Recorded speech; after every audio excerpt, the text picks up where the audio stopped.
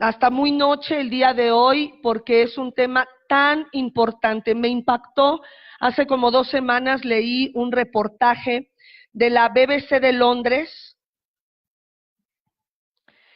y me llamó mucho la atención que la BBC de Londres dice que el 3 y 4 de marzo de este año hizo una encuesta, un estudio a 2,000 personas que se dicen cristianas, o que por lo menos como cristianos van una vez al mes a la iglesia. Sé que aquí no hay de esos, ¿verdad?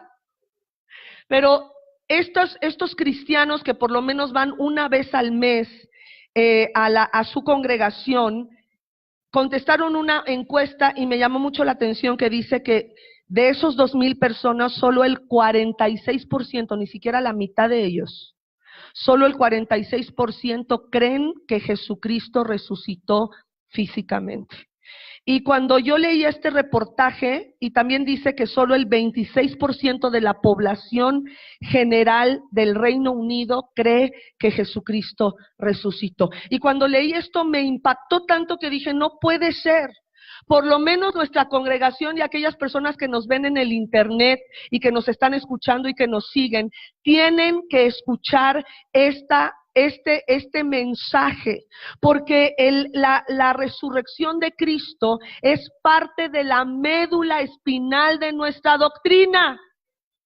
¿Por qué? Porque nadie más ha resucitado, ni siquiera ha hablado de su resurrección, ni Mahoma, ni Zoroastro, ni todos estos Mahatma Gandhi, ni Carlos Marx, ni Confucio, ninguno de estos profetizó su propia resurrección, ni tampoco por miles de años antes de su existencia.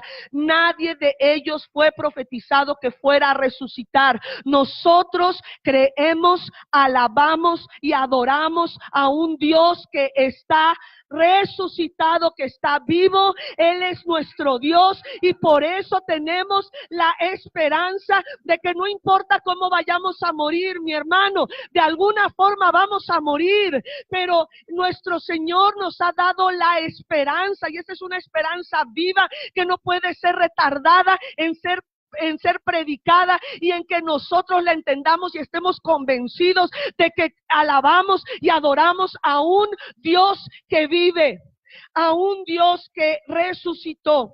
Y quiero que vayamos rápidamente, por favor, al punto número 1 de esta enseñanza. La resurrección de Cristo fue profetizada. La resurrección de Cristo fue profetizada. Y quiero que entiendas algo. Jesús, después de haber sido flagelado con látigos, que todas las películas que tú llegas a ver acerca de cómo latigaban a Jesús, el látigo es corto. Bueno, el látigo que se utilizaba en esos tiempos para lastimar y flagelar a los condenados a muerte eran de 2 a 3 metros. De tal manera que cuando lanzaban el latigazo, el látigo se envolvía en el cuerpo de la víctima, y así pasó con nuestro Señor Jesucristo, se envolvía, y al final de cada látigo había huesos o plomo, metal que se arraigaba a la piel, y al jalar al jalar el látigo, los tejidos de la dermis, de la epidermis, el tejido subcutáneo se desprendía, de tal manera que nuestro Señor Jesucristo era un guiñapo de hombre, porque Él recibió 39 latigazos.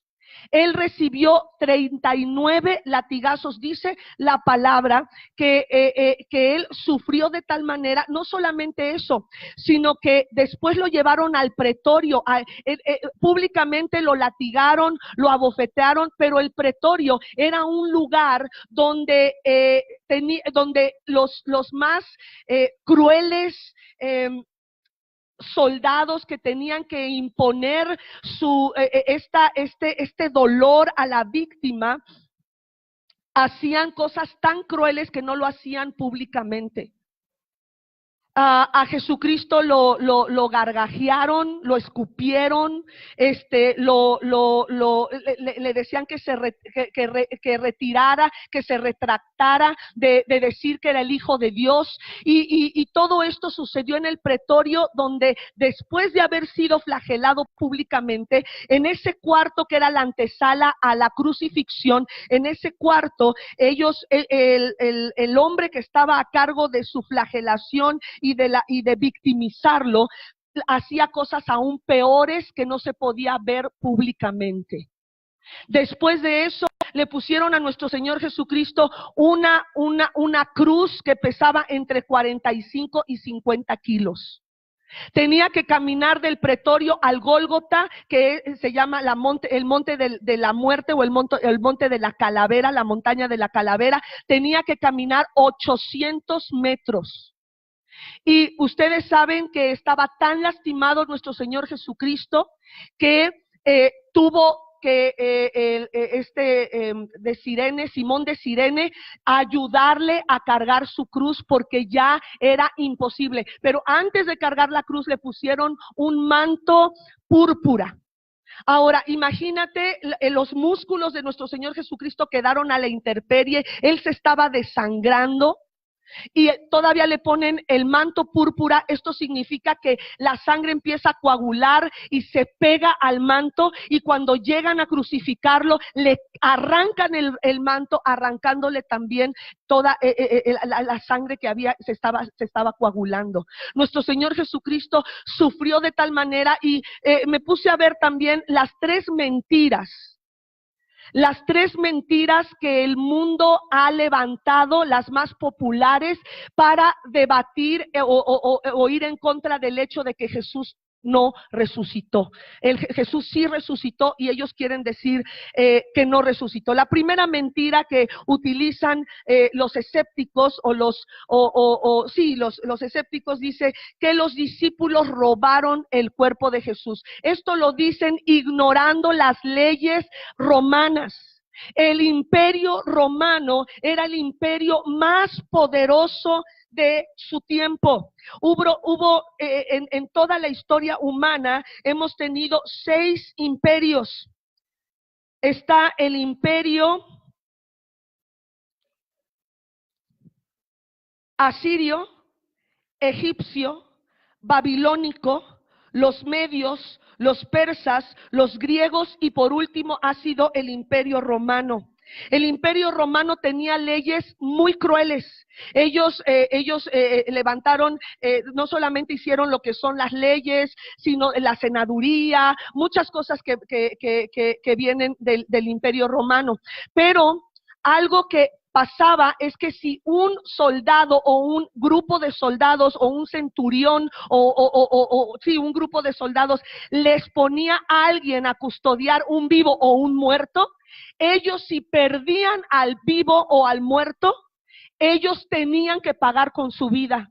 De tal manera que aquellos que dicen que los discípulos robaron el cuerpo de nuestro Señor Jesucristo no entienden que las leyes romanas exigían la muerte de todos los soldados que estaban custodiando el cuerpo de nuestro Señor Jesucristo. La segunda mentira es que Jesús en realidad no murió, sino que se desmayó por la debilidad que tenía su cuerpo, y lo tomaron por muerto, y al meterlo a la tumba, al tercer día se levantó del desmayo, lo cual, por lo que te acabo de explicar, es imposible. La Biblia dice, y lo vimos en las 7 palabras del miércoles pasado, que nuestro Señor Jesucristo, desde la hora sexta a la hora novena, que la hora sexta son las 12 del día, cuando el sol está en su cenit, la hora novena eran las 3 de la tarde, nuestro Señor Jesucristo estaba tan lastimado, 39 latigazos, había sido herido, había sido abofeteado, el manto lo habían arrancado, de tal manera que volvió otra vez la sangre a fluir por sus músculos que estaban a la intemperie. El corazón de nuestro Señor Jesucristo ya no aguantó. Si tú lo puedes buscar en el internet, hay estudios médicos de lo que pasó con el cuerpo de nuestro Señor Jesucristo. Él no aguantó más, y dice la Biblia que de su voluntad Él entregó el Espíritu a la hora novena. Por lo tanto, Jesús murió físicamente y totalmente. No se desmayó, Él murió. La tercera mentira es que los discípulos se habían drogado. Se echaron peyote con doña Chucha, doña Sabina, donde lo que en Oaxaca, o a ver dónde echaron peyote, o tuvieron una histeria colectiva, o que a través del hipnotismo ellos aseguran que Jesús resucitó y que lo vieron vivo. Pero hoy quiero explicarte algo. A todos nos los enseñan en la física y muchas veces es en la secundaria o en la preparatoria. Nuestro cuerpo está compuesto de átomos, de moléculas. Quiere decir que yo no puedo traspasar, mi mano no puede traspasar el atril, porque las moléculas del atril son más fuertes, están más unidas, es otra composición que mi cuerpo. Pero la Biblia enseña que no solamente Jesús se le apareció vivo a los 12, sino que también se le apareció vivo a más de 500, entró a diferentes casas y se apareció, y muchos de ellos ni siquiera sabían que era Jesús. En el camino a Emaús, los 2 discípulos, porque no está hablando de que eran los 12, sino 2 discípulos, Jesús tuvo, aparte de los 12 discípulos, tuvo otros discípulos, mujeres discípulas, y estos 2 discípulos que iban camino a Emaús, dice la Biblia que ni siquiera ellos sabían que era Jesús con quien estaban hablando. Ellos le decían, ¿qué no supiste tú? Eres el único extranjero que no sabe que un justo fue crucificado, y cómo lo lastimaron, y cómo lo hirieron, y él hizo maravillas, él hizo grandezas, él hizo milagros, y lo trataron como un delincuente. Jesús, con un cuerpo glorificado, podía cambiar la composición molecular de su cuerpo de tal manera que traspasaba las puertas y las paredes para poderse encontrar con sus discípulos. De tal forma, los discípulos tenían tanto miedo, porque las leyes romanas decían, si tú eres amigo de un delincuente, tú también te vas con él. Por eso es que ninguno de sus discípulos estuvo en la crucifixión, todos huyeron, y dice la Biblia que tenían las puertas bien cerradas. ¿Por qué tenían las puertas bien cerradas? Porque tenían miedo de que los soldados romanos fueran por ellos, por todos sus discípulos y seguidores. Ay de aquellos que dijeran, ese hombre me sanó. Ay de aquellos que dijeran, ese hombre me liberó de demonios, me sanó, me puso una mano, me puso un pie, me puso un hígado, me permitió caminar cuando era paralítico, me permitió ver cuando era ciego, me permitió escuchar siendo yo sordo. Ay de aquellos, por eso la gente tenía tanto miedo, y ellos se encerraban, y Jesús traspasó paredes y traspasó puertas. De tal manera que al discípulo incrédulo, a Tomás le dijo, pon tu mano en mi mano horadada, en mis pies perforados y en el hoyo que está en mi costado. Y es ahí donde Tomás, y no está hablando de Tomás Mosco, ¿verdad? Tomás Mosco ya cree. Pero el discípulo Tomás dijo, ahora que veo, creo. Y cayó al piso, dijo, Señor mío y Dios mío. Y Jesús le dijo, qué bueno que crees, Tomás, pero bienaventurados aquellos que no viendo mis manos horadadas y mis pies perforados, creen que yo he resucitado.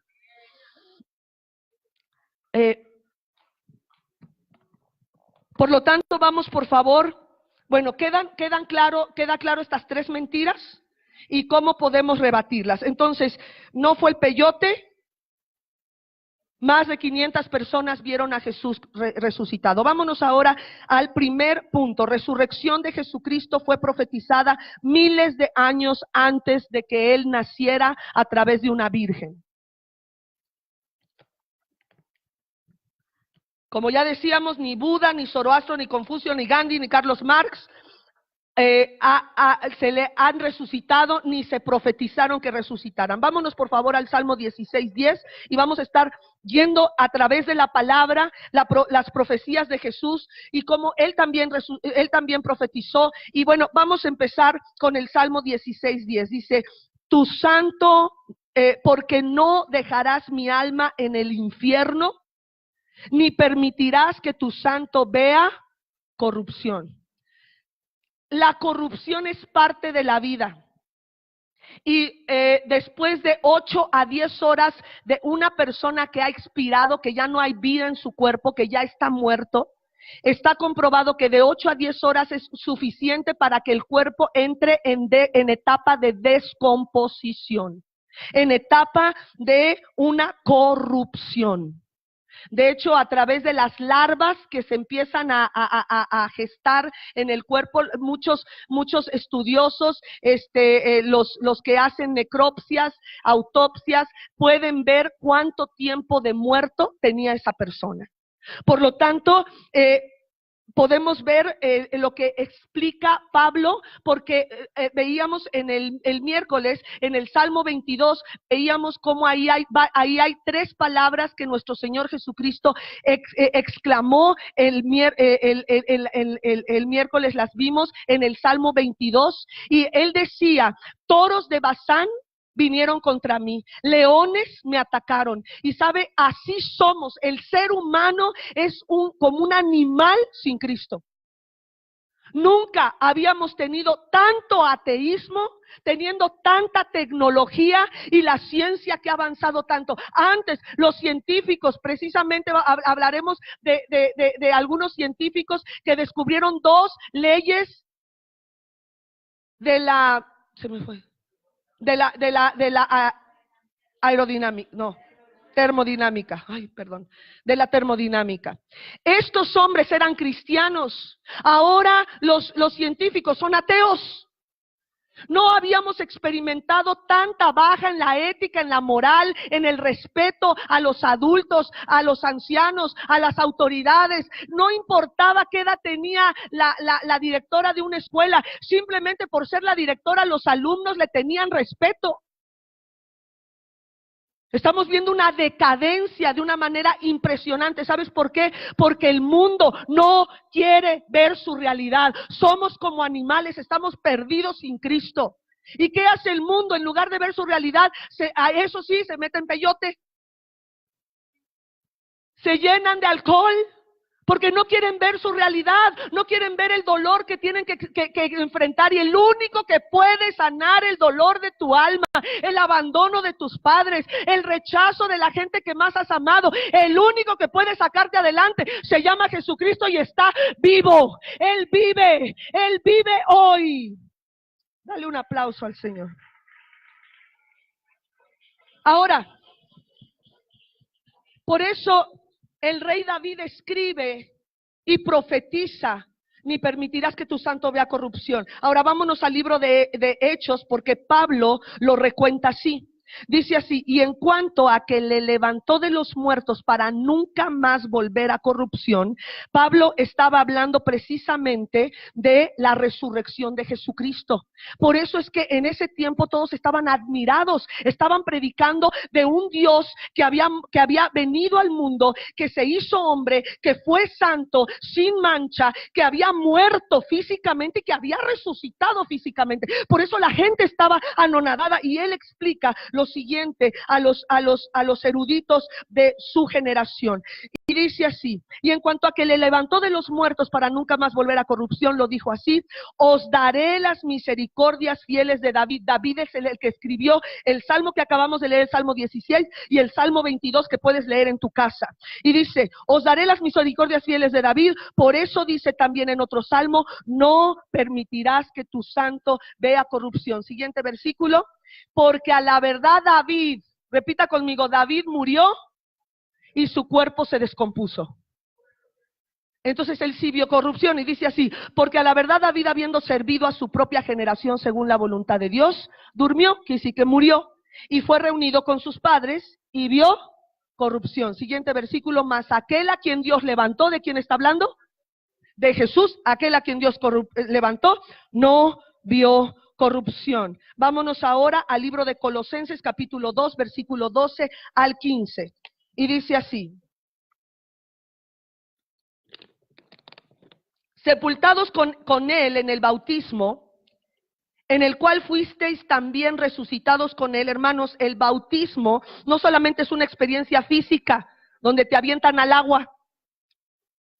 el bautismo tiene que ser, bautismo significa sumergir. Entonces, cuando tú has creído en Cristo, lo siguiente que tiene que seguir, y ya hemos dado instrucciones, que en cuanto tengamos por lo menos 5 personas para bautizar, no importa si bautizamos en la tarde, en la mañana, en un fin de semana, la cosa es que tenemos que bautizar. ¿Por qué? Porque el bautismo, más que ser una experiencia física, es una experiencia espiritual. La Biblia enseña que tú y yo estábamos muertos en delitos y pecados. Lo vamos a leer ahorita en Colosenses 2, pero también aparece en el libro de Efesios capítulo 2, donde el Señor nos habla a través de sus escritores que nosotros estábamos muertos, y explicaba el miércoles que muerte significa separado. Estábamos separados de Dios, no conocíamos a Dios, estábamos como animales, como toros de Basán y como leones, estábamos separados de Dios, sin conocerlo a Él, sin tener vida en nosotros, pero Cristo vino a darnos vida, y cuando creemos en esa vida, lo único que Dios quiere es tu fe, que puedas creer.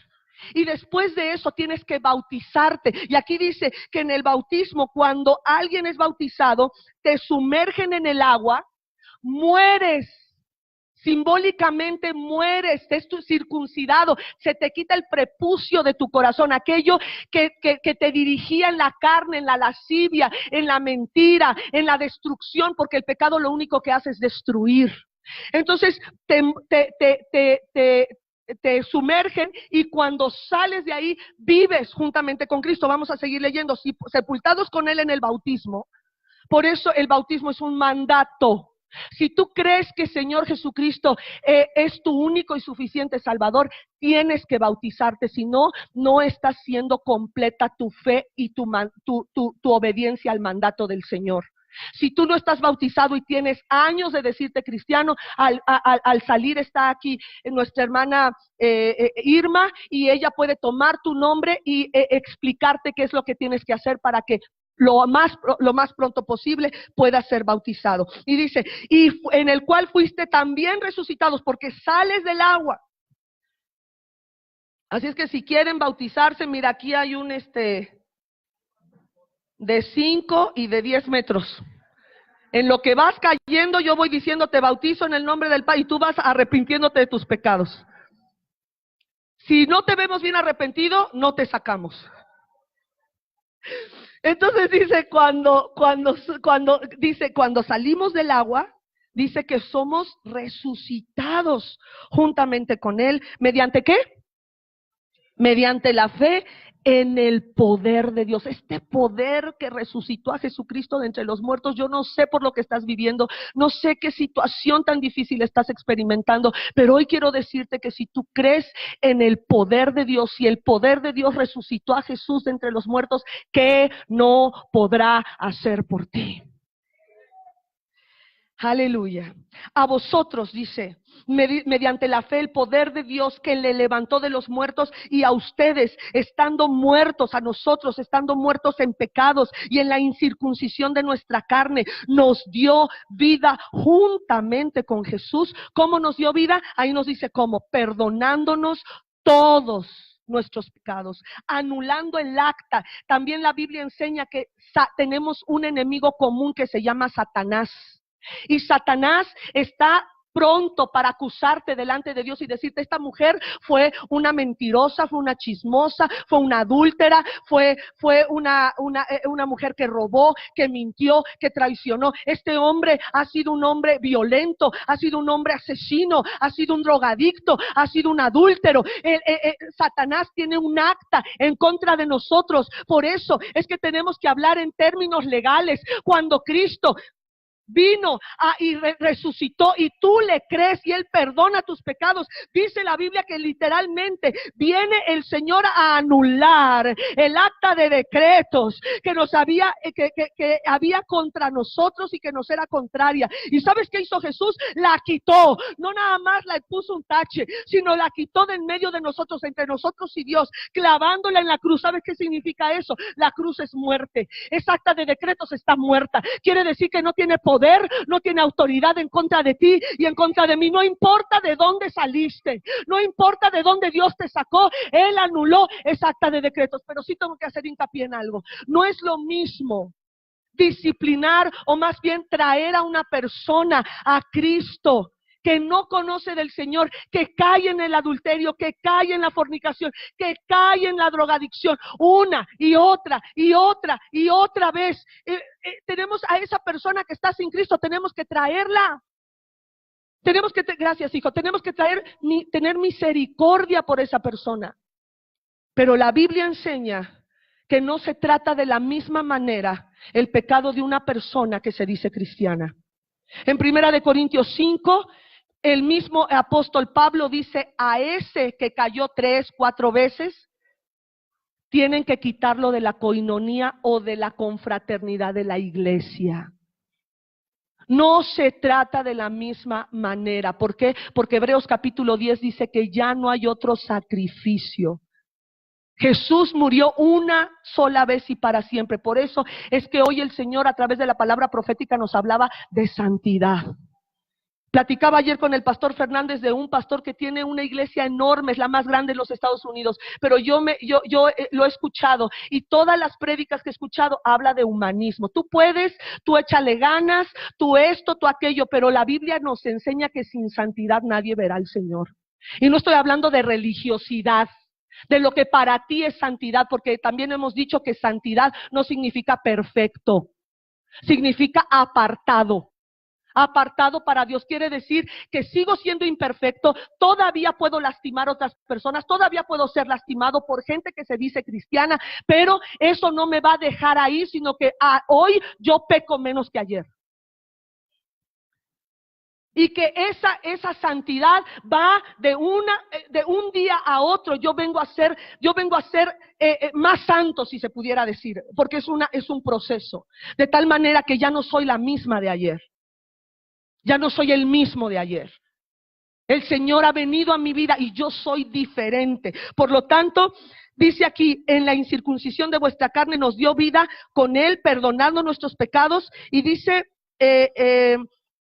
anulando el acta de decretos que había contra nosotros, que nos era contraria, quitándola de en medio, clavándola en la cruz. Y no solo eso, Jesús despojó a todos esos demonios que te llevaban a pecar, que te llevaban a mentir, que te llevaban a lastimar, que te llevaban a ser violento. El Señor quitó el poder de esos demonios que te hacían sentir deprimido, que te hacían sentir solo, que te hacían sentir sin esperanza. Si Jesús resucitó, Él tiene también el poder de resucitar tus sueños, de resucitar los anhelos de tu corazón para servirlo a Él. No hay nada más hermoso en esta tierra que servir a Dios. Aleluya. Quitándola de en medio, nos despojó a principados y potestades y los exhibió públicamente, triunfando sobre ellos en la cruz. Denle un aplauso al Señor, por favor.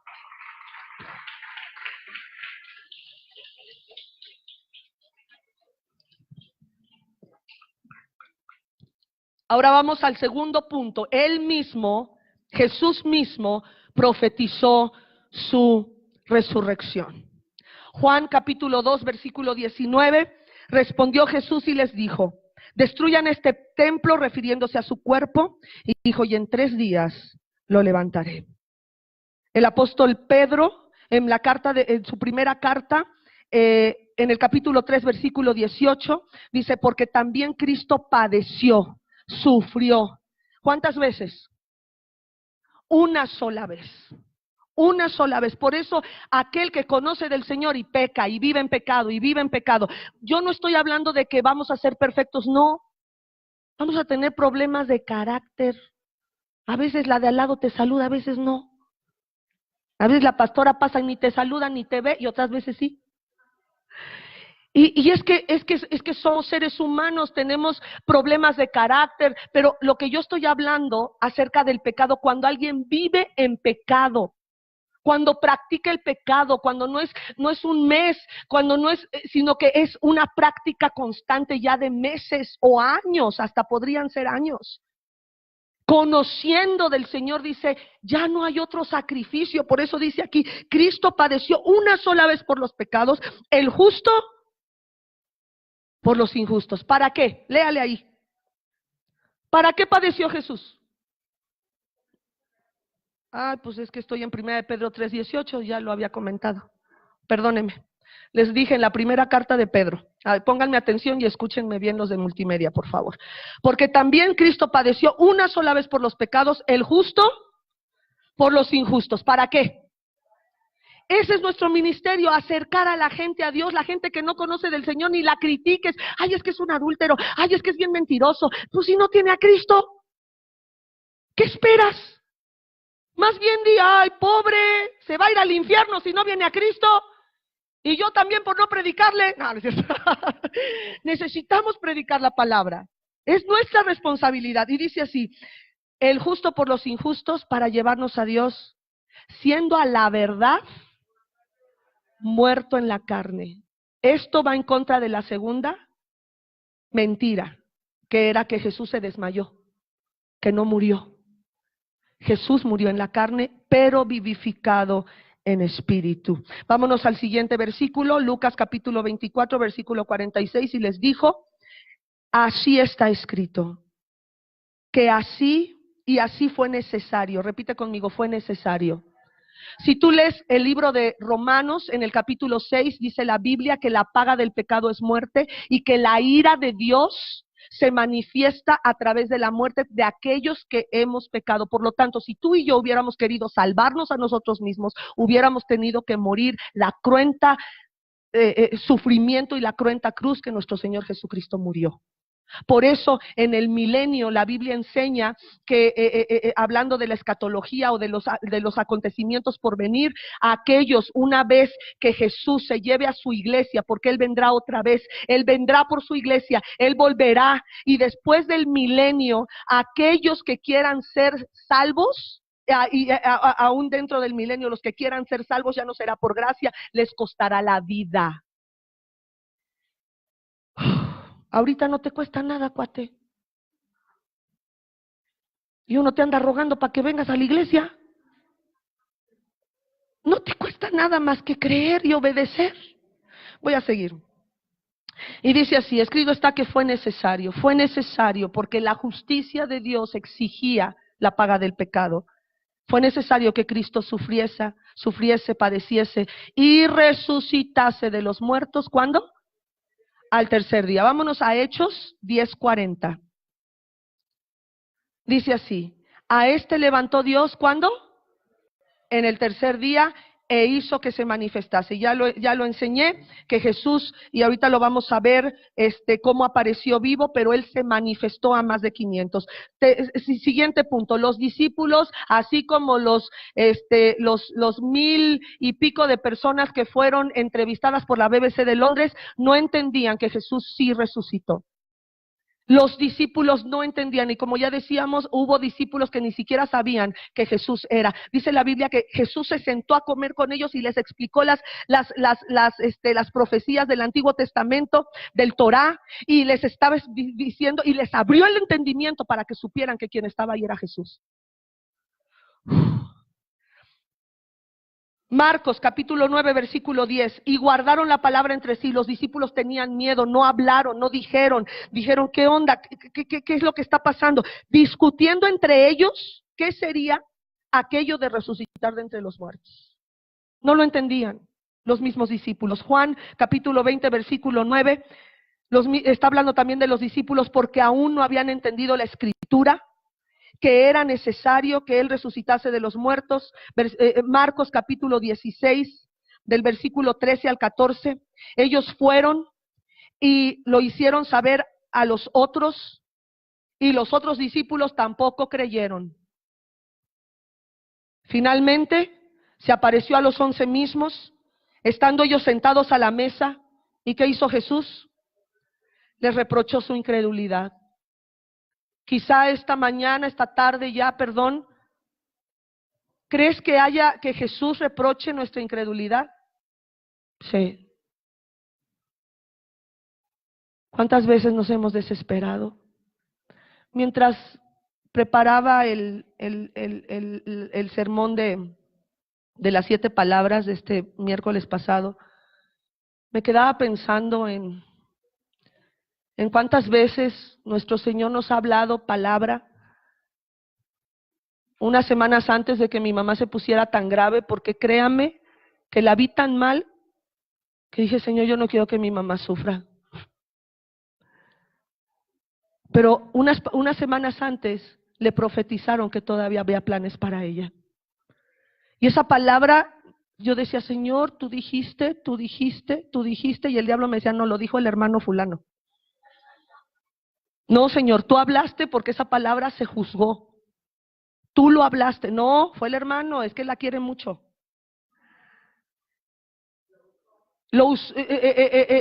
Dios usó al hermano para hablar. Pero ¿sabe qué? Muchos de nosotros, cuando vemos las cosas difíciles, nos olvidamos de sus promesas. Nos olvidamos de lo que Él nos ha dicho. Y es tan fácil decir, Señor, no aguanto, me suelto la fe, me voy de la iglesia, ya no quiero saber nada de Dios, dejo de orar, dejo de leer la Biblia. Y pudiera ser que hoy el Señor también reprochara nuestra incredulidad y nuestra dureza de corazón. Le voy a decir algo, aunque tú traigas a tu hijo adolescente de malas a la iglesia, tráetelo. Aunque esté duro, aunque esté así y mire, desde aquí yo veo los que están así. Porque cuando digo algo y la mamá le hace así, se enoja más, no le haga así. Ya en la casa le dice, ¿viste lo que te dijo la pastora? Ay, no es cierto, no, tampoco lo haga así. Sí, mire, yo me acuerdo, yo levanté la mano en el Estadio Azteca, no, en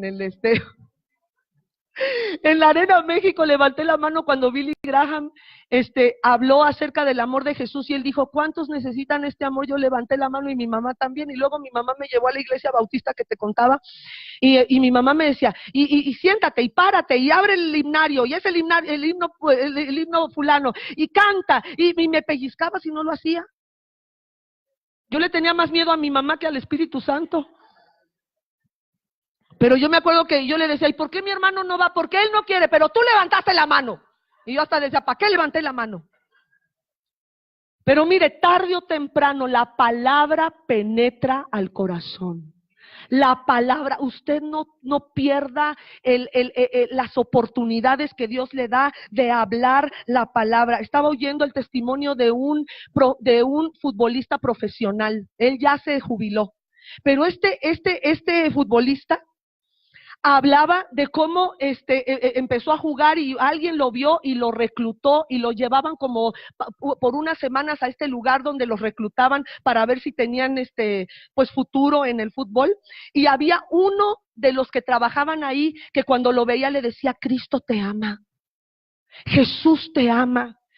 Ya estaba harto, él cuenta en su testimonio que dice, ya estaba yo harto de que me dijera Cristo te ama, y Cristo, que cuando lo vi llegar me fui a esconder a mi dormitorio y me escondí abajo de la cama. ¿Cómo fue él hasta allá? Levantó el rodapié y le dice, Cristo te ama. Y dice el que se llenó de enojo y le dice, ¿qué no ves que me escondí? Porque no quiero que me sigas diciendo que Cristo me ama. Y este hombre le dice, pues es que yo no voy a desobedecer a Dios, porque Él me dice que te diga que Él te ama. Este hombre había sido abandonado por su padre, por su madre, había sido dejado en la casa de su abuela muere, su padre se lo lleva, no tiene una relación con su padre, estaba enojado contra Dios, contra la vida, y entonces le dice, te invito, necesitas venir. Es que no quiero, no me importa, no quiero. Y dice, pues ven, es que no voy a desobedecer a Dios por tu necedad. Y entonces él dice, ok, fui. Y el predicador dice, porque no me escogisteis vosotros a mí, sino que yo os escogí a vosotros. Y dice que esa palabra al futbolista se le quedó, porque la palabra de Dios tiene poder. Aún las religiones que no creen en la Biblia pueden reconocer que la Biblia tiene un poder porque ha cambiado miles de vidas.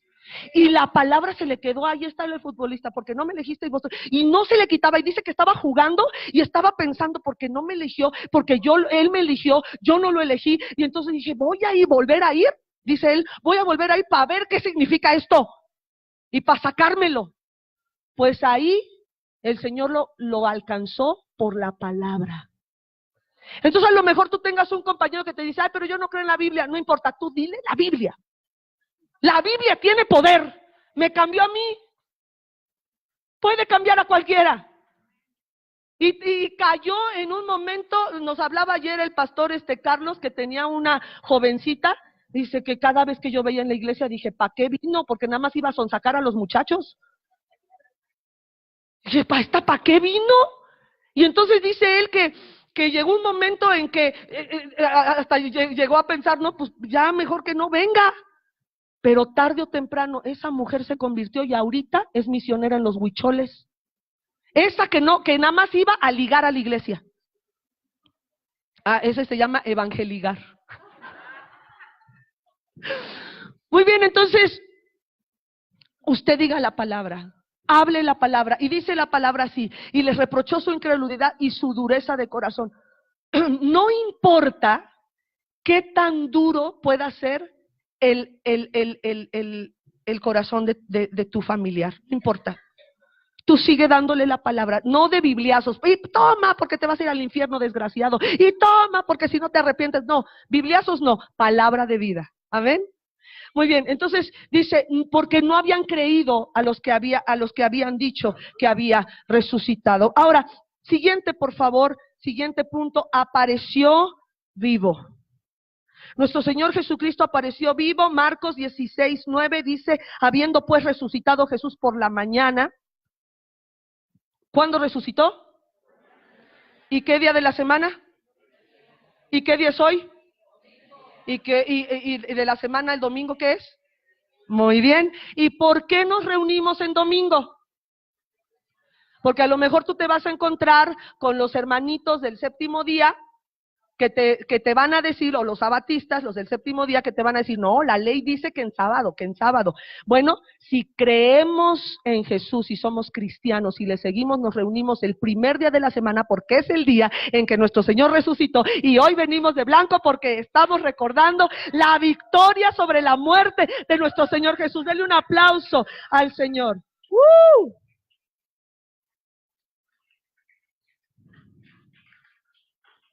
Habiendo pues resucitado Jesús por la mañana el primer día de la semana, apareció primeramente a María Magdalena. Y las cristianas feministas dicen, y por eso es que las mujeres tenemos que ser las primeras en predicar y que se callen los hombres. No. ¿Por qué se le apareció una mujer? Porque Dios quiso.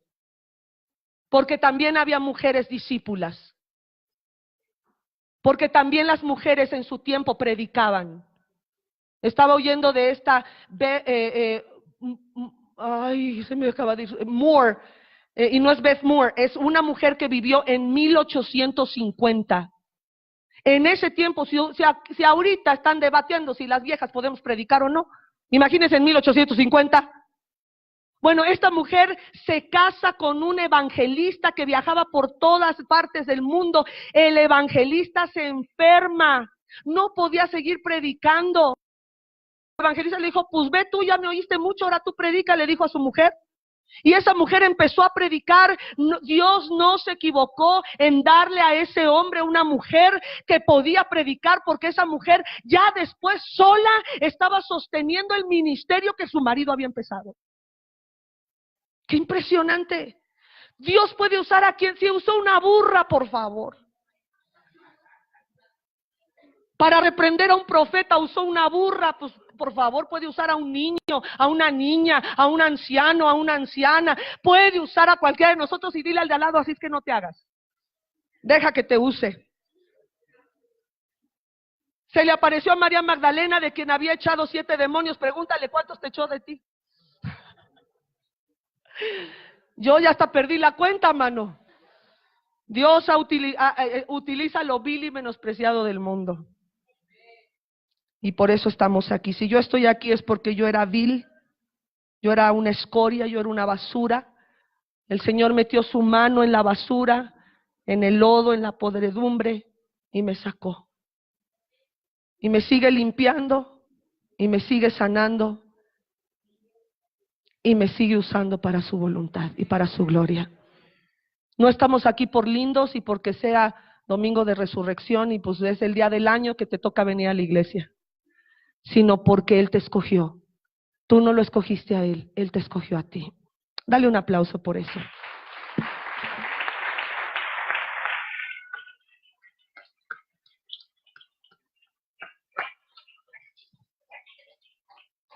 Mateo 28:9 dice así: He aquí, Jesús les salió al encuentro ya resucitado y les dijo: salve.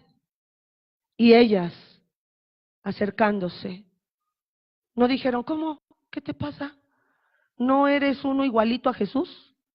No, ellas creyeron. Jesús había profetizado su propia resurrección y ellas creyeron. Y ellas, acercándose a él, lo abrazaron, abrazaron sus pies y lo adoraron. Querida mujer, varón que me estás escuchando o que me están viendo a través del internet, quiero decirles, yo no sé de dónde vengas, lo que estás viviendo, lo que estás pasando, o cuánto pecado hayas practicado. Hoy el Señor te dice que hay salvación para ti. Él te dice: salvación, salve, hay salvación para ti. Hay esperanza. Tú que lo estás escuchando, hay esperanza para tu cuerpo que los médicos declararon enfermo. Hoy escuchamos el testimonio de mi amada madre, que ahorita que la estaba escuchando dije, pues con razón predico. Mi madre es excelente predicadora. Hay esperanza para tu hijo, aunque esté en la cárcel.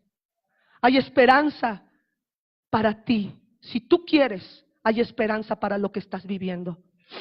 Y el Señor hoy te dice: acércate. Si Él te dice que hay salvación, acércate a Él. Las mujeres se acercaron y ¿qué hicieron después? Lo adoraron. ¿Sabe para qué nos reunimos? Para adorarlo. No llegue tarde a la adoración. No llegue tarde a la alabanza. Lo que hoy estoy haciendo es un plus. Pero realmente el Señor nos dice: no te dejes de congregar para adorarlo. A Él le gusta así, y si Él dice que esto es necesario, creamos. Si dice aquí que fue necesario, vámonos ahora a Lucas capítulo 24, del 25 al 26. Dice: entonces Él les dijo: oh insensatos, no vayas a decirle al de al lado, te hablan, y tardos de corazón para creer todo lo que los profetas han dicho. No era necesario. Si Dios dice que es necesario que te congregues, hermano, es necesario que lo adores, es necesario que te congregues. Y quiero hacer hincapié en algo: si llegas tarde y ya no estuviste aquí en la alabanza y en la adoración, no quiero que al entrar estés saludando a medio mundo. Porque aunque lo veas allá parado, quizá estaba escuchando la prédica, y ya me ha tocado que estoy predicando y vas entrando saludando. No es el momento de saludar ni tampoco de arreglar tus problemas matrimoniales allá afuera.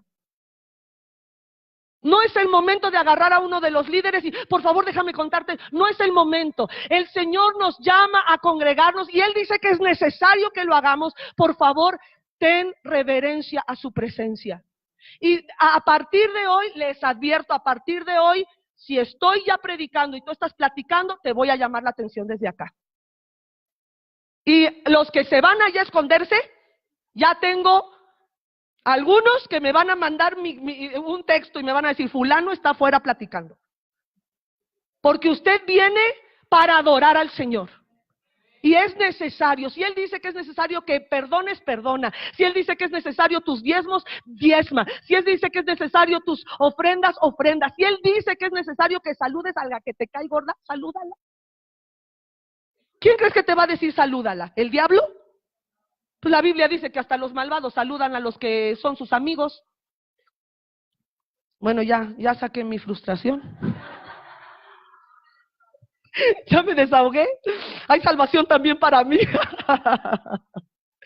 Y dice: no era necesario que el Cristo padeciera estas cosas y que entrara en su gloria. ¿Se acuerda qué es la gloria?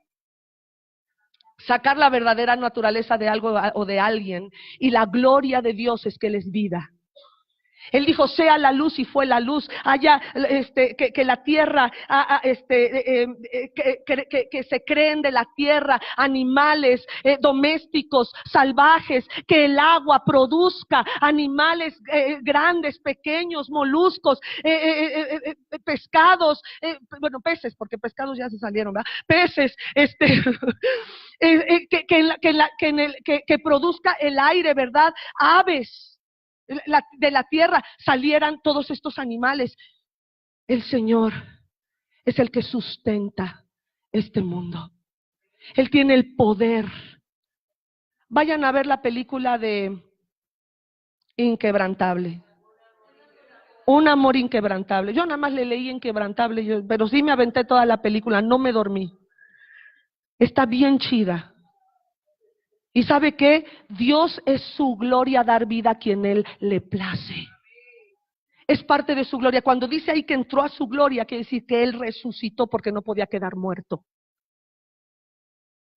Él entró a la vida. Siguiente versículo, por favor. O hasta ahí quedamos. Sí, el 26. Ahora, te voy a recordar algo que seguramente viste en la secundaria o en la prepa. Esta es la primera ley de la termodinámica. Isaac Newton, Blaise Pascal, Alberto Einstein hicieron sus fórmulas y para comprobar la primera ley de la termodinámica, que dice que la energía no se crea ni se destruye. ¿Qué hace? Solo se transforma. Es como la cucaracha que mató Uziel hace 3 días. La mató y le dije, tírala, mijo. ¿Sabe qué hizo? Ya la cucaracha no tenía energía, ya estaba muerta. Pero ahora esa energía se tenía que transformar en alimento, porque me dijo él, no mamá, es alimento para las hormiguitas.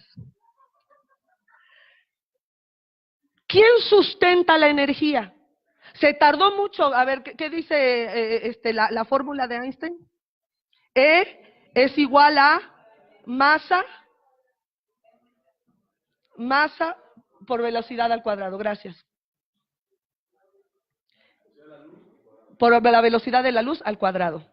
Bueno, él le puso una fórmula, pero eso ya estaba en la Biblia. Ya estaba desde muchos cientos de años antes de que que naciera Alberto Einstein. Y vámonos a Romanos capítulo 11, versículo 36. ¿Todavía estás aquí conmigo o ya te aburrí? Muy bien. Romanos 11:36, y anota esto, porque luego cuando hablamos con personas que se dicen científicos o aquellos que se dicen ateos, quiero decirte que todas las religiones se basan en algo. Nuestra creencia, que no es una religión, es una relación con Dios, se basa en el hecho de que Jesús resucitó. Es una de nuestras, por eso es necesario que lo aprendas el día de hoy. Y que si te había quedado duda, disipes toda duda de tu corazón. Pero cuando hables con estas personas que te dicen no, el ateo dice no, las partículas y el Big Bang y las partículas de la Tierra hicieron y de repente hubo vida, no puede ser. Porque la energía no se crea, no se destruye, se transforma. ¿Quién sustenta la energía? Vámonos por favor al libro de Romanos 11:36 y dice, porque de Él, ¿de dónde sale la energía? De Él, y por Él, y para Él, son todas las cosas, hasta la cucaracha que ya ahorita se están tragando las hormigas.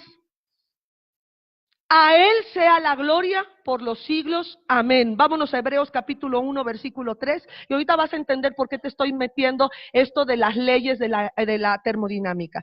Dice, el cual, siendo el resplandor de su gloria y la imagen misma de su sustancia, Él es el que sustenta todas las cosas por su poder, por la palabra de su poder. Él dijo, sea la luz, y fue la luz. Sepárese las tinieblas de la luz, sepárese el agua de la tierra seca. En Él está el poder. Ahí está la primera ley de la termodinámica. Y dice, con las cosas, con la palabra de su poder, habiendo efectuado la purificación de nuestros pecados por medio de sí mismo, se sentó a la diestra de la majestad en las alturas. La segunda ley de la termodinámica, y es aquí donde quiero quedarme un poquitito, unos minutos más, es la ley que se llama la ley de la entropía. Es el segundo principio de la termodinámica que puede definirse esquemáticamente como el progreso, ¿para qué? para la destrucción o desorden inherente a un sistema. Con esto puedes explicarles que no ha habido otro que haya profetizado, que se haya profetizado miles de años antes y que él mismo haya profetizado su resurrección más que Jesús. Ni Mahoma, ni Confucio, ni ningún filósofo o aquellos que se han dicho cristos o dioses. Estaba leyendo que en Corea hay una mujer que se dice que es la esposa de Dios y la iglesia se llama la iglesia de la Madre Dios. Y se basan en que a su esposa se le ha concedido que se vista de lino fino. Ella se viste de lino fino y dice que es la esposa de Dios, por lo tanto dice que es nuestra madre. Y estaba viendo videos que la gente que la va a ver a Corea, en cuanto la tocan hasta se desmayan y esto y aquello. Pero antes de ella se había levantado otro coreano que en 1995 se murió y él dijo que era Jesús, que en su segunda venida. Pero hoy quiero decirte, ningún otro que se ha dicho de sí mismo que es Dios ha resucitado más que nuestro Dios. ¿Y por qué te estoy diciendo esto? Porque la ley de la entropía significa, expresado en términos vulgares o que podamos entender todos, que todo va para peor o lo que es lo mismo, que todo empeora o se arruina irremisiblemente. ¿Qué significa esto? Que en cuanto nacemos vamos muriendo poco a poco. Quiere decir que el sol que hoy nos calienta pierde millones de toneladas de masa cada segundo. Quiere decir que aunque veas muy guapo con el que estás casado, con el que estás casado o al novio que tienes a un lado, algún día se va a poner arrugado. Todo tiende a descomponerse. Por eso el hecho de que David en el Salmo 16 dijera, no dejarás a tu siervo que vea corrupción, estaba yendo en contra de la ley de la entropía. ¿Qué significa entropía? ¿Qué significa entrar a tropía, otra etapa? La ley de la entropía dice entonces que todo empeora y se arruina irremisiblemente. Y esto también, antes de que estos hombres de Dios, porque también eran cristianos, estos científicos, hablando de la ciencia, ¿sí sabe usted que cuando algo es científico quiere decir que se puede comprobar y repetir? Algo que usted le puede decir a los que creen en la evolución es que eso nunca ha sido comprobable. Nunca se ha comprobado. Y por décadas nos han enseñado, a nuestros hijos nos han enseñado la teoría de la evolución. Y si nos dicen es una teoría, ¿pero para qué le enseñan? Si no es una tontería. Pregúntele usted a esa persona si su tatarabuela estuvo en los árboles brincando y comiendo plátanos y sacando piojos al de al lado.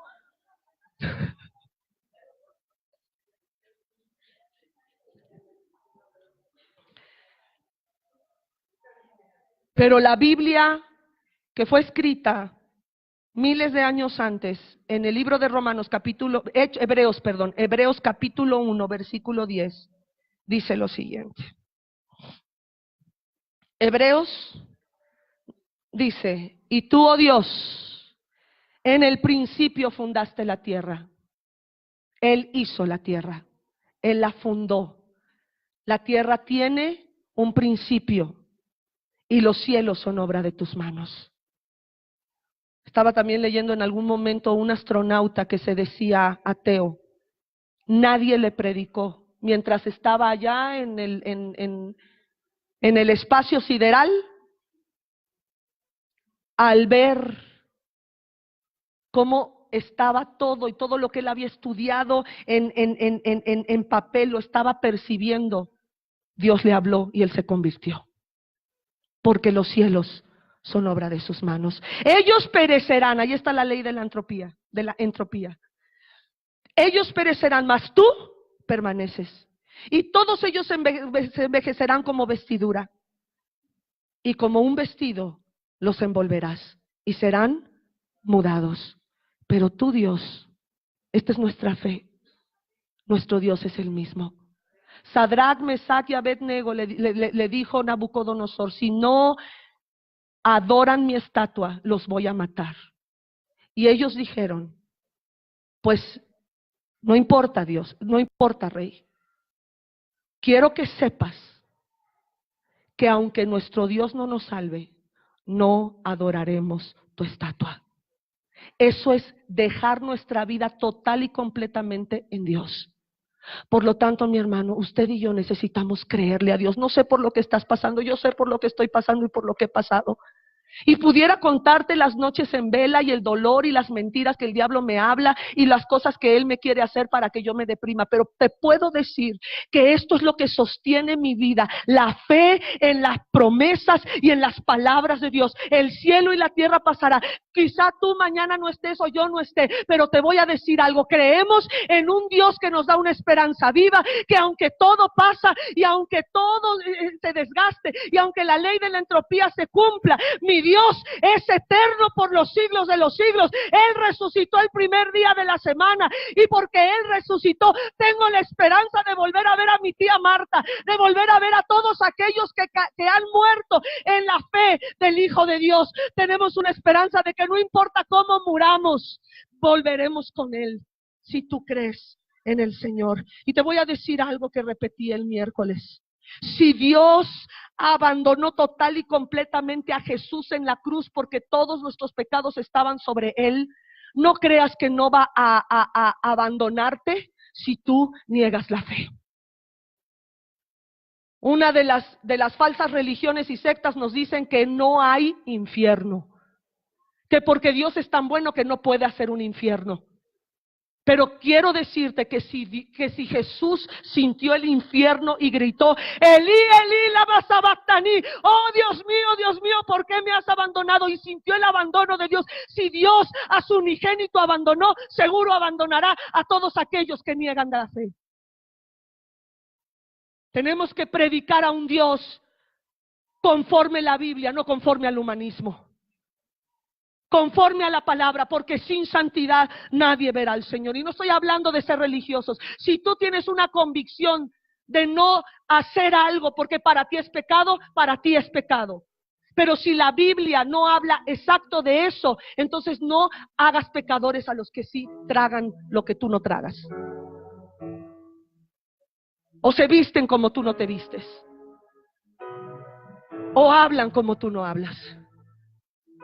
Para ti, si Dios te ha dicho que para ti es algo pecado, para ti lo es, y más te vale que no lo hagas.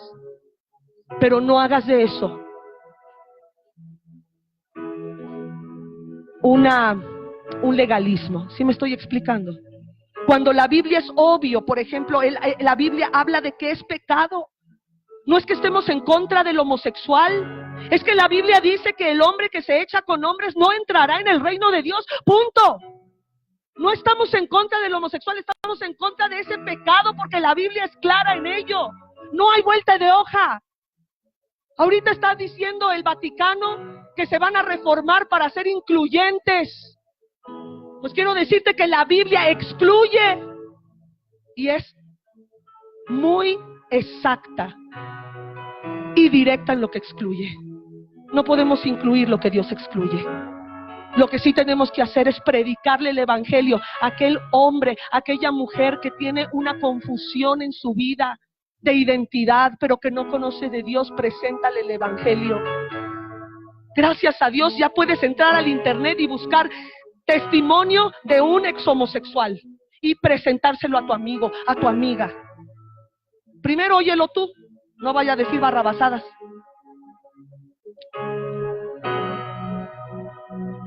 Jesús es el mismo ayer, hoy y por los siglos. Y por último, no nos apeguemos a nada a este mundo. Nada en este mundo vale la pena. Nada. Y Pablo lo pudo escribir y lo pudo expresar en Filipenses capítulo 3, versículos de 7 al 10. Dice así: pero cuántas cosas eran para mí ganancia. ¿Qué te trae ganancia? Una joven, le digo: ¿por qué no vas el domingo a la iglesia? Es que usted no sabe, pastora, es bien difícil. Tengo que trabajar el domingo. Entonces para ti eso es ganancia.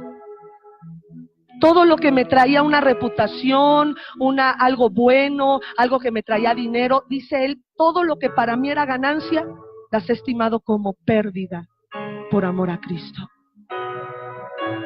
Nos reunimos aquí miércoles y domingo, hermano. Yo lo espero, miércoles y domingo. Y espero que mientras estamos adorándolo y alabándolo, usted lo esté haciendo. Por lo menos empiece a ejercitar su carne. Porque a veces están así. Y viendo a los que estamos adorando y empiece a entrenar su carne. Al demonio no se entrena, ese lo sacas. Pero usted entrene su carne, empiece a levantar sus manos, empiece a adorarlo, empiece a gritarle, empiece a darle gloria, empiece a adorarlo, como esas mujeres que lo vieron y lo adoraron. Empiece a adorarlo y dice, para lo que a mí era ganancia. Y mire, yo no sé cuántas veces lo he repetido, yo les digo a las personas, si tú dejaras de trabajar el domingo, por lo menos de 8 a 11, que es la primera reunión, yo te aseguro que aunque tú cerraras todo el domingo para alabar al Señor, el jueves, aunque tú digas que no hay nada de gente, Dios abriría los cielos. No lo hagas porque la pastora te dice, sino porque tú amas al Señor y quieres hacer su voluntad. Y le digas, Señor, voy a poner mi fe a obedecerte. Con toda mi fe te voy a obedecer. Y voy a cerrar el domingo. Y vas a ver que aún el jueves o el viernes o cualquier otro día el Señor te dará lo que en domingo hacías en 8 horas. Porque lo que para ti es ganancia, dice, pero cuantas cosas eran para mí ganancia, las he estimado por pérdida. ¿Por qué? ¿Por amor a la pastora? ¿Por ir a la iglesia? No, ¿por amor a quién? Ese es el problema. Que muchas personas por amor al pastor y para que el pastor le deje de decir, cierran sus changarros y les va de mal. Les va mal. ¿Sabe por qué? Porque no lo están haciendo por amor a Cristo. Lo están haciendo por obediencia a una persona y para que ya no le diga nada. Pero hágalo por amor a Cristo. Siguiente versículo, por favor. Y ciertamente, repita conmigo, ciertamente, hoy estimo todas las cosas como pérdida por la excelencia ¿de qué? Escúchenme bien, yo he estado en congresos donde nos piden predicar de algo y sube la otra conferencista y predica el mismo versículo que yo iba a predicar. Hasta digo, ya me robó mi conferencia. Pero a pesar de que yo esté ahí sentada oyendo de un versículo que he estudiado exhaustivamente, siempre hay algo nuevo que yo estoy aprendiendo, siempre. Siempre Dios me habla. Y por eso le estoy pidiendo que si usted se aburre de mi enseñanza, no quiero que se levante y se ponga a platicar ahí atrás. ¿Queda claro? Se aguanta. ¿Qué va a hacer? Muy bien, dése un aplauso a usted mismo porque ya decidió aguantarse. Se aguanta.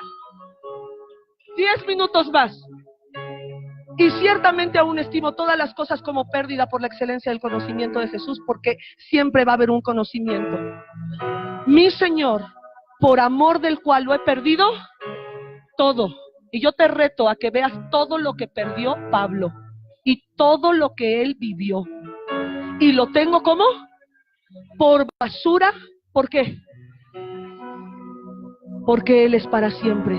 Yo soy pasajera. Tú eres pasajero, pero Él es para siempre. Y ser hallado en Él.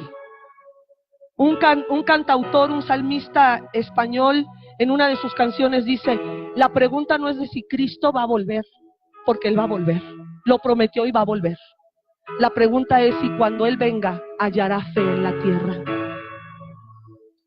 Si cuando Cristo venga, habrá quien esté en Él. Por eso dice Él, y ser hallado en Él, no teniendo mi propia justicia, que es por la ley, sino la que es, ¿por qué? Por la fe de Cristo, la justicia que es de Dios, por la fe. ¿A fin de qué? De conocerle. ¿Y el poder de qué? ¿Y de qué estamos hablando? De la resurrección de Cristo, el poder de la resurrección y la participación de sus padecimientos. Hermano, ser cristiano no es no tener problemas. Tenemos que padecer. Ay, es que usted no conoce a mi suegra. No importa. Es que usted no conoce a mi marido. Pues tú lo escogiste. Es que usted no sabe cómo son mis hijos. No importa. Vamos a padecer. y la participación de sus padecimientos, llegando a ser semejante a Él en su muerte. ¿Por qué? Porque vamos a resucitar. Vamos a resucitar. Póngase de pie, por favor. No pongas tu fe en tu trabajo. No pongas tu fe en tu esposa, o en tu esposo, o en tus hijos, o en tu vecino que te habló de Cristo. Te va a fallar. No pongas tu fe en ningún líder. Pon tu fe en Cristo. Y por amor a Él, piérdelo todo. Piérdelo todo. Hermanos, si algo nos sostiene, es la fe. Si tú estás pasando por enfermedad, sea de los que están aquí o de los que nos están viendo a través del internet, si tú estás pasando hoy por una enfermedad, sea terminal o no, y sientes morirte, quiero decirte, hoy toma la fe de Sadrach, Mesach y Abednego y dile al Señor: Señor, aunque no me salvaras, tú seguirás siendo mi Dios. Aunque no hagas lo que te pido, te serviré. Porque en esta tierra la ley primera y segunda de la termodinámica se van a cumplir. El cielo y la tierra pasarán, pero mi fe está puesta en un Dios que no pasa, que no se envejece, que no duerme, que está al pendiente de mí. Puedes hoy decirle a Dios: no importa lo que pase, aunque me sienta solo, aunque me sienta sola, aunque me sienta indigno, aunque me sienta rechazado, abandonado, deprimido, voy a poner mi confianza en ti. Cierra tus ojos. Y si hay algo que Dios está tratando en tu vida el día de hoy, pasa al frente, al altar. Si tú sabes que hay algo que tú tienes que soltar en esta tierra, que es necesario, si has dejado de congregarte, si has dejado de leer la palabra. Dicho sea de paso, ver una predicación en el internet no es congregarse. Pero si tú me estás escuchando y estás en tu casa, por alguna situación estás en tu casa, estás enfermo, bueno, en cuanto te compongas, te vas a tu congregación. Y si hay alguien aquí que ha dejado de congregarse, que se congrega si no tiene trabajo, si otras cosas no suceden en esta tierra, hoy quiero que le digas: Señor, por amor a ti, todo lo que hay en esta tierra lo tendré por basura. Porque desnudo salí del vientre de mi madre, y desde que nací he estado muriendo poco a poco, y desnudo volveré a ti. Por lo tanto, Señor, en el tiempo de mi peregrinación en esta tierra, decido creerte y servirte. Seguiré trabajando, porque el que no trabaja tampoco come. Seguiré trabajando, pero cuando tú me llames a congregarme, me voy a congregar. Si vas a pasar al frente, pasa rápido, porque ya no tenemos más tiempo. Si Dios está tratando algo contigo y lo vas a dejar aquí en el altar, déjalo en el altar. Ven al altar rápido, habla con Dios. Tú sabes que Dios está tratando contigo. Tú sabes que Él está tratando con tu fe.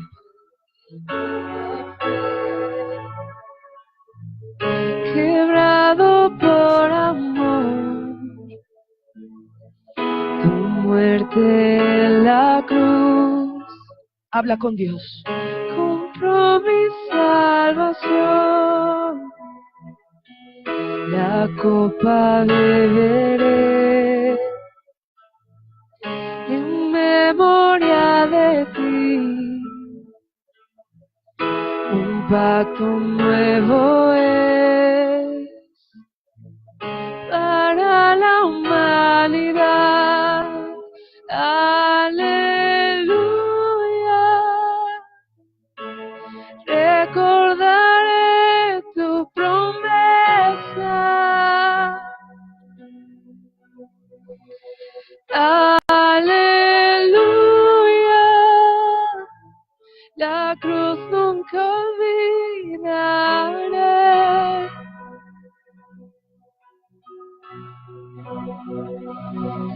Si llego un día a olvidar tu gracia, me recordaré el precio de mi salvación.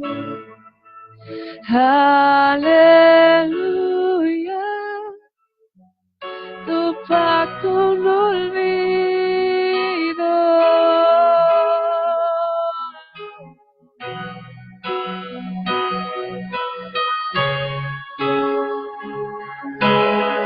De las personas que nos visitan, ya sea por primera o segunda vez, y que hoy Dios ha hablado a tu corazón. Quiero preguntarte, ¿crees en el Señor Jesucristo? Si crees, levanta tu mano derecha, tú que nos visitas por primera vez. Es lo único que Dios te pide, que creas.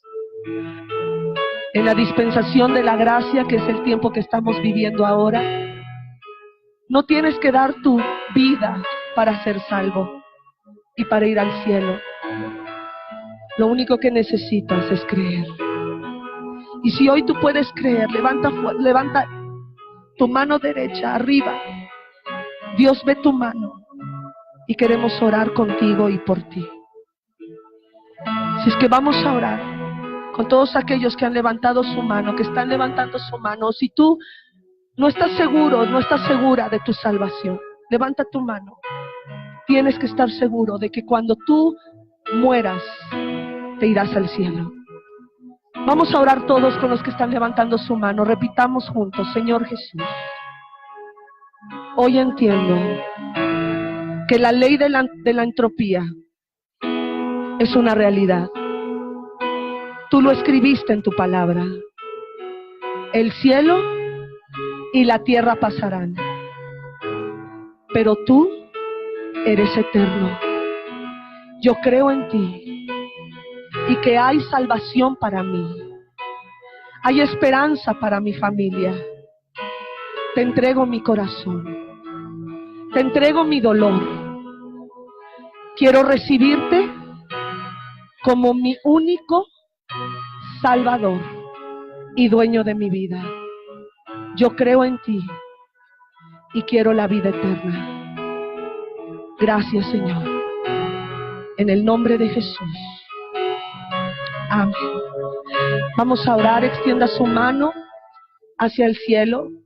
Vamos a orar. Déjeme orar por usted y bendecirlo. Señor, te doy gracias por todos aquellos que hoy han hecho una decisión por dar su vida a ti.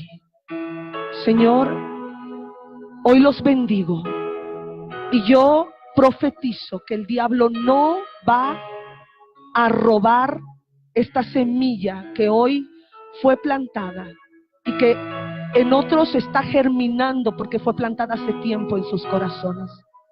Señor, bendigo a todos aquellos que hoy tomaron su decisión de darle su vida eternamente a Cristo. Y en el nombre poderoso de Jesús, declaro que todos ellos tienen esperanza en ti. Declaro, Señor, que no hay demonio que pueda destruirlos. Padre, yo declaro que el poder de tu resurrección está sobre nosotros, en nosotros, y habla a través de nosotros, y se mueve a través de nosotros, de tal manera que tu iglesia sale de estas puertas para predicar a otros, y que ellos serán bendición para los que les escuchen y les rodean. Yo declaro, Señor, que los cuerpos enfermos reciben sanidad. Yo declaro que los matrimonios se restauran. Yo declaro que los hijos regresan a casa. Yo declaro, Señor, que la enfermedad sale de los cuerpos en el nombre de Jesús. Y que todos aquellos que salen de vacaciones, los guardas en el hueco de tu mano, los libras de accidente, los libras de enfermedad. Y Señor, yo declaro que hay una esperanza viva. Aquellos que tenían sueños, que estaban muertos por lo que estabas viviendo, en el nombre de Jesús, tus sueños resucitan. Si esos sueños vienen de parte del Señor, tus sueños resucitan. Tu salud se restaura. Tu ministerio se levanta. El llamado de Dios sobre tu vida es estable. En el nombre de Jesús. Te bendigo. Gracias, Jesús. Amén. Y amén. Dele un aplauso al Señor. Te bendigo. Estamos despedidos. Salúdese, abrácese. Bienvenidos aquellos que hoy dieron su vida al Señor. Bienvenida, Angélica. Bienvenida, Dalila. Bienvenido, Cruz.